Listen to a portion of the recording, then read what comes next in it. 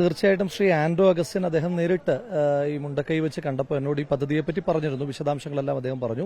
ഞാൻ അപ്പോൾ തന്നെ പറഞ്ഞു, വളരെ അഭിനന്ദനീയമായിട്ടുള്ളൊരു പദ്ധതി തന്നെയാണ്, അഭിവാദ്യം ചെയ്യേണ്ടുന്ന ഒരു പദ്ധതി തന്നെയാണ് റിപ്പോർട്ടർ ചാനൽ മുന്നോട്ട് വയ്ക്കുന്നത്. അപ്പം ഞങ്ങൾ ഇതോടൊപ്പം തന്നെ 30 വീടുകൾ പ്രഖ്യാപിച്ചിട്ടുണ്ട്. 30 വീടുകൾ പൂർണ്ണമായി നിർമ്മിച്ച് നൽകാം.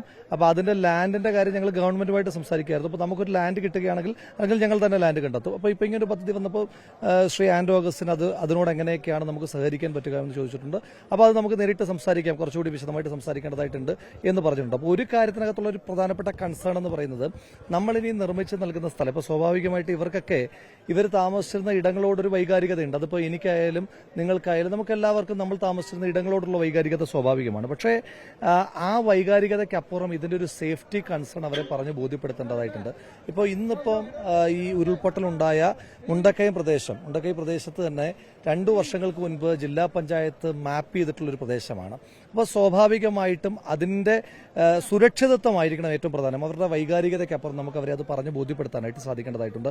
ഒന്ന്, അപ്പം നമ്മൾ 30 വീടുകൾ നിർമ്മിച്ച് നൽകുകയാണ്. അതോടൊപ്പം തന്നെ ഇപ്പം ഈ വീട് നിർമ്മാണത്തിനായിട്ട് അതിപ്പം നിങ്ങൾ നിർമ്മിക്കുന്നതായാലും നമ്മൾ നിർമ്മിക്കുന്നതായാലും നമ്മളെല്ലാവരും ചേർന്ന് നിർമ്മിക്കുന്ന എല്ലാ വീടുകൾക്കും നിർമ്മാണത്തിനായിട്ടുള്ള ഒരു സമയമുണ്ട്. അപ്പോൾ അവരെ ഒരു ദിവസം കൂടി പോലും ക്യാമ്പിൽ നിർത്തുവാൻ പാടില്ല എന്നുള്ളതാണ് നമ്മുടെ എല്ലാം ഒരു നിലപാടും താല്പര്യവും. കാരണം അല്ലെങ്കിൽ തന്നെ ഒരു വലിയ ഫിസിക്കൽ ട്രോമയുടെ ഭാഗമായിട്ട് നിൽക്കുന്ന ആളുകളാണ് അവർ.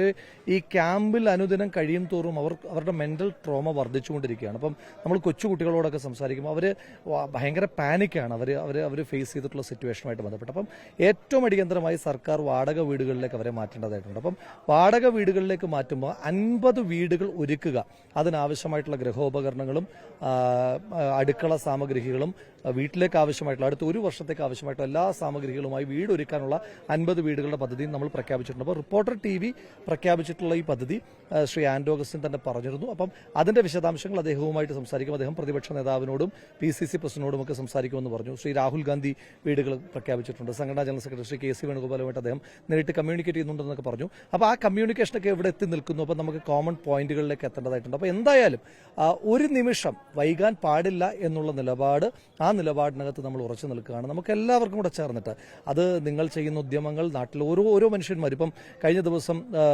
തിരുവല്ല നമ്മുടെ ഒരു യൂത്ത് കോൺഗ്രസ് സഹപ്രവർത്തകൻ അഭിലാഷിന്റെ കുട്ടി അവന്റെ ജന്മദിനം ആഘോഷിക്കാൻ വേണ്ടിയിട്ട് കുടുക്കയിൽ ഇട്ട് വെച്ചിരുന്ന 1680 രൂപ സമാഹരിച്ചു വെച്ചിരിക്കുകയാണ് യൂത്ത് കോൺഗ്രസിന്റെ ഭവന നിർമ്മാണ പദ്ധതിയിലേക്ക്. അപ്പം അങ്ങനെ ചെറുതും വലുതുമായ കുട്ടികളടക്കമുള്ള ആളുകൾ ഇതിൽ കോൺട്രിബ്യൂട്ട് ചെയ്തുകൊണ്ടിരിക്കുകയാണ്. അപ്പം അതിന്റെ ഭാഗമായിട്ട് നമുക്ക് എല്ലാവർക്കും കൂടെ ഒന്നിച്ചു നിന്നിട്ട് നമുക്ക് ഈ നാടിനെ ചേർത്ത് പിടിക്കണം. അതിനാവശ്യമായിട്ടുള്ള എല്ലാ കാര്യങ്ങളും നമുക്ക് ചെയ്യാം.